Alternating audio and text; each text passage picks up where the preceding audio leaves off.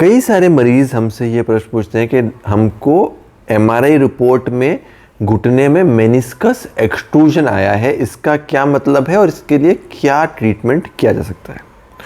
तो कई बार अगर आपको घुटने में घिसारा शुरू हो रहा है तो आपके एमआरआई में मेनिस्कस एक्सट्रूजन लिखा हुआ आपको मिलेगा।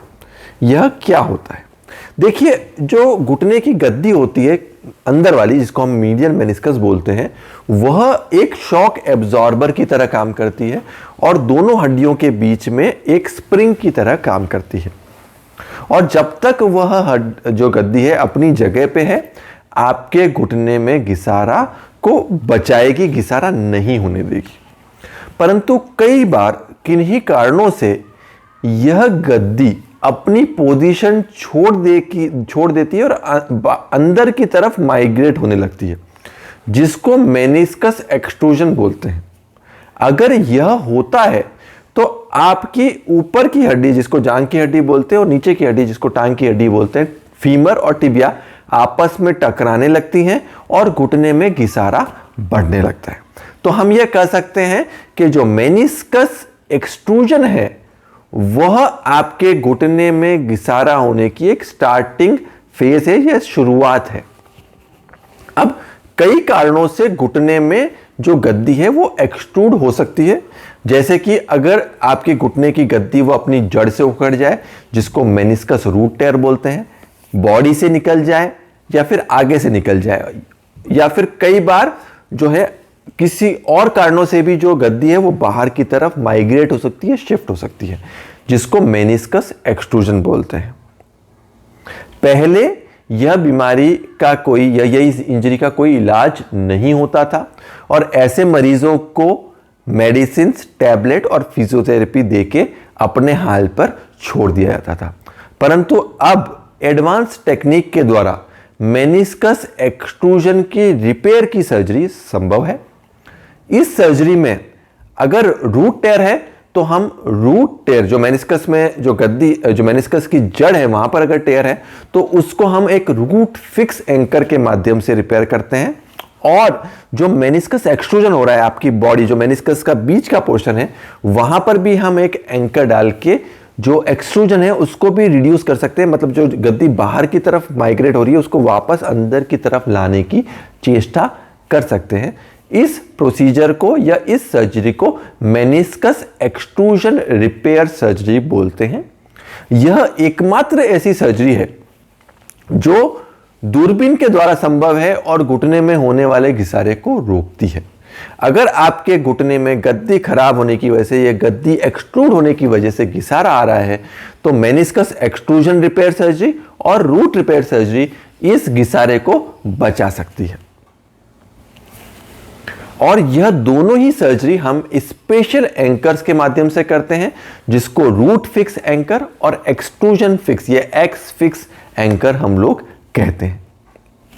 इन दोनों ही तकनीक में जो फिक्सेशन होता है वो ऑल सूचर एंकर के द्वारा होता है। तो कोई मेटल या प्लास्टिक का पार्ट आपके घुटने में इंप्लांट नहीं होता है, जिससे कि भविष्य में होने वाली कोई भी सर्जरी, अगर आप हाफ नी रिप्लेसमेंट करवा रहे हैं, फुल नी रिप्लेसमेंट करवा रहे हैं, कोई भी और सर्जरी जो है उसमें यह सर्जरी प्रॉब्लम नहीं देती।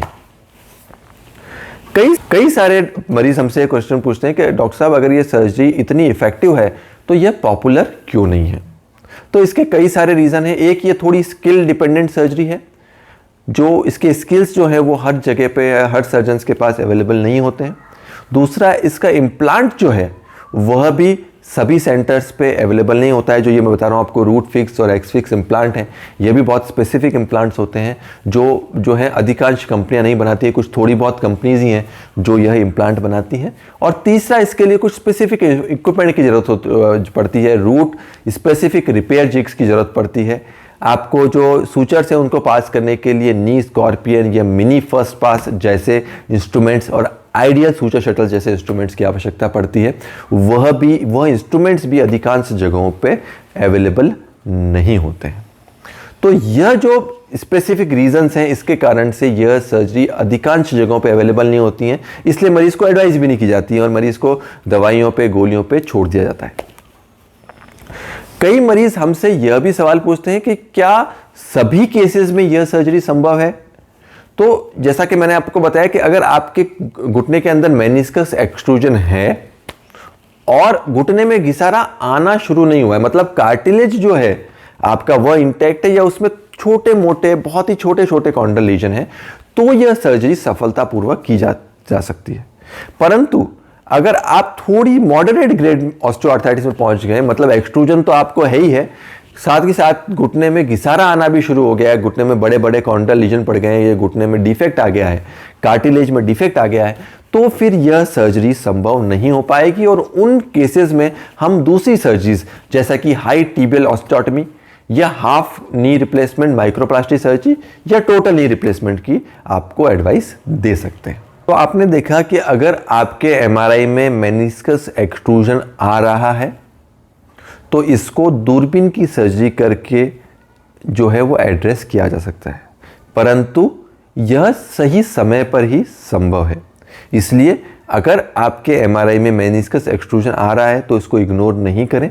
इसके लिए arthroscopic root fix and arthroscopic X fix तकनीक से मेनिस्कस एक्सट्रूजन रिपेयर सर्जरी करा लें। ज़्यादा डिले करने से यह जो सर्जरी है वो शायद आपके केस में इफेक्टिव नहीं रहे और आपको शायद high tibial osteotomy, half knee replacement या टोटल नी रिप्लेसमेंट कराने की आवश्यकता पड़े। इसलिए अगर आपके घुटने में मेनिस्कस एक्सट्रूजन है, कार्टिलेज लॉस नहीं है, तो इसको सही समय पे एड्रेस करा लें, जिससे आपका घुटना जो है वो लंबा चल सके और भविष्य में आने वाले घिसारे से आप उसको रोक सकें। अगर आपको मेनिस्कस एक्सट्रूजन के बारे में कोई भी और प्रश्न है तो आप हमको कमेंट बॉक्स पे लिख के भेज सकते हैं। धन्यवाद।